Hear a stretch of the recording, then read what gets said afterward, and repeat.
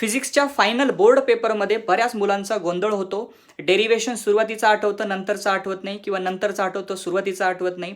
कॅल्क्युलेशन्समध्ये घोळ होतो, कॉन्फिडन्स येत नाही, निगेटिव्हिटीची फिलिंग येते. हे सगळं का होतं माहिती आहे का? It is because of lack of revision.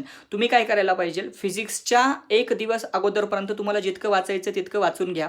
पण 1 दिवस अगोदर, म्हणजे सपोज तुमचा 27 तारखेला पेपर आहे सकाळी 11 वाजता, तर 26 तारखेच्या दुपारी 12 वाजेपर्यंत तुम्हाला जितकं वाचायचं तितकं वाचून घ्या.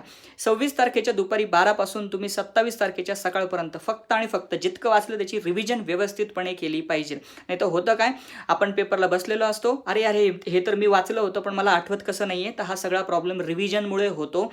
रिव्हिजन नक्की करा. ओके, जितकी जास्त रिव्हिजन कराल तितकं जास्त परफेक्शन येईल, आणि तितकं परफेक्शन आल्यानंतर पेपरला ते आपल्याला एकदम व्यवस्थितपणे आठवेल. हा प्रॉब्लेम सॉल्व्ह होऊन जाईल. त्याच्यामुळे 26 तारखेपर्यंतच रीड करा. 27ला पेपरसाठी ऑल द बेस्ट सगळ्यांना. Thank you, bye.